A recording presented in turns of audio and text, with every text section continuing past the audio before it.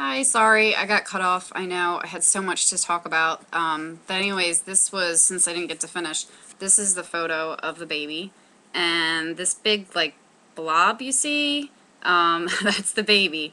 This, of course, was at, oh, how many weeks was this? This was back June 16th. Oh, this was 7 weeks. Okay, I did write it on the back. This was 7 weeks. So, it's a lot bigger. The baby's a lot bigger now, and that little dot, that's just the gestational sac, but that big part, that's the baby. So, yeah, that was pretty cool.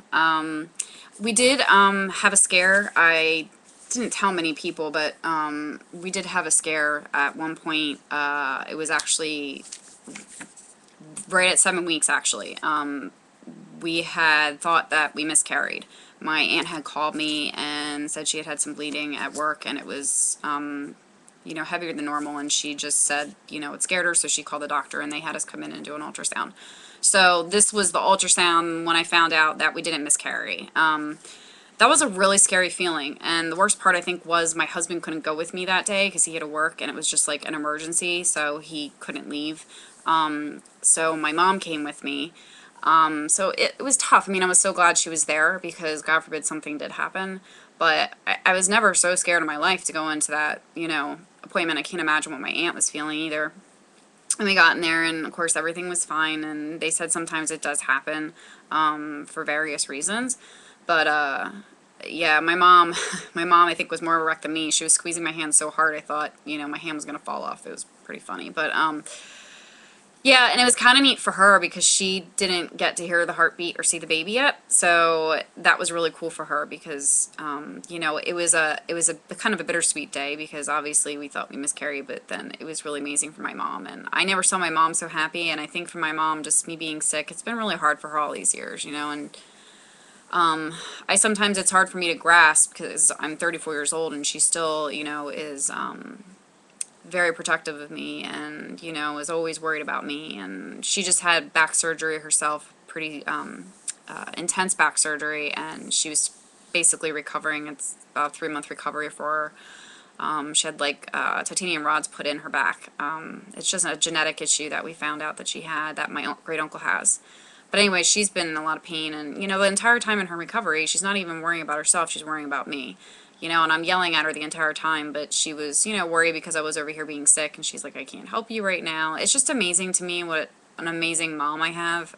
She's just, I couldn't ask for anything more. She's just always there for me to listen and to be there. I don't really know what I'd do without her, so it was pretty cool that, she got to see her grandchild's heartbeat, and I never saw her so happy. I think she really just needed that bit of happiness.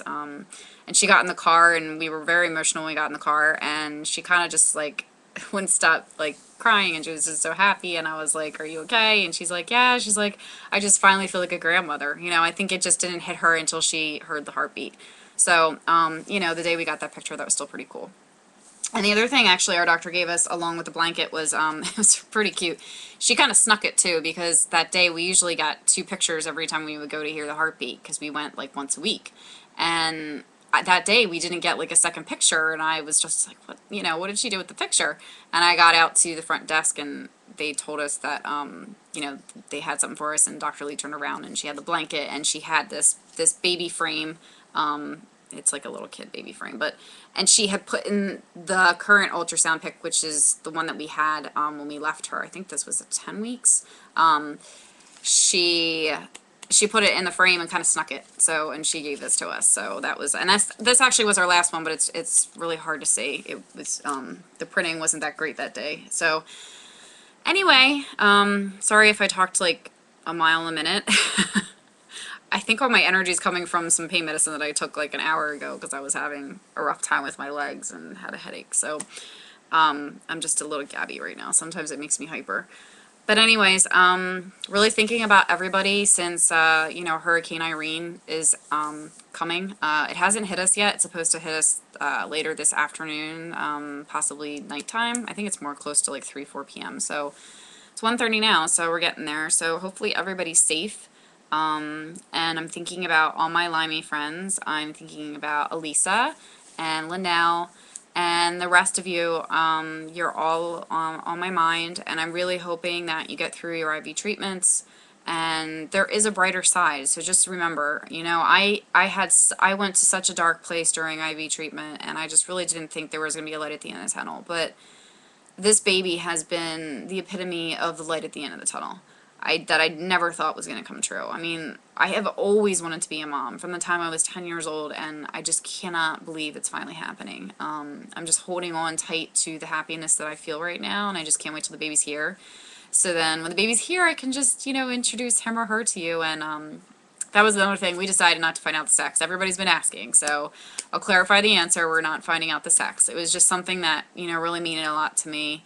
I think if my husband could have had it his way, he'd want to find out, but kind of when I explained to him why I didn't want to find out, I think a part of me feels like because I'm not carrying the baby, which was such a hard decision for me to make, I just, you know, it's the one thing that I kind of want for myself that, you know, I know my aunt really doesn't have. I mean, in so many ways, I know it sounds maybe selfish on my part, but it's the one thing I want, and I just don't want to know the sex. So, yeah, we're excited. I know my husband, he wants a boy. In reality, I think I probably would, you know, I grew up around girls, so in reality I think I want a girl, but at the same time I love the idea of a boy too, because we don't really have boys in this family, so that would be kind of cool just to have a boy. I don't know if I'd know what to do with a boy because I'm so used to taking care of girls. I mean, I've babysat boys, but I don't know. I just, it's different. It's a different type of, you know, they're different in every way. So, I don't know. We'll see. Although boys are probably cheaper than girls, so that might be better. But anyways, I'll let this go, so, you know, since I'm on my second video, which is quite ridiculous, but I had a lot to catch up on. Oh, and just a reminder, we have the House Bill hearing coming up, House Bill 272, for the Lyme Bill, protects our doctors, and hopefully in the end gives us coverage for insurance. We're having that, it's August 30th. This bill's been passed like 3 times, so it's really crucial. We're asking everybody to be there. If you are from Pennsylvania and you can be there and, you know, you're well enough to be there, try to be there if you can. If you're sick, it's totally understandable. If you're sick and you can't make it, go to the website Lyme Action PA, and there is contacts there that you can get in contact with, and you can send your story in, and that will help immensely if you can do that.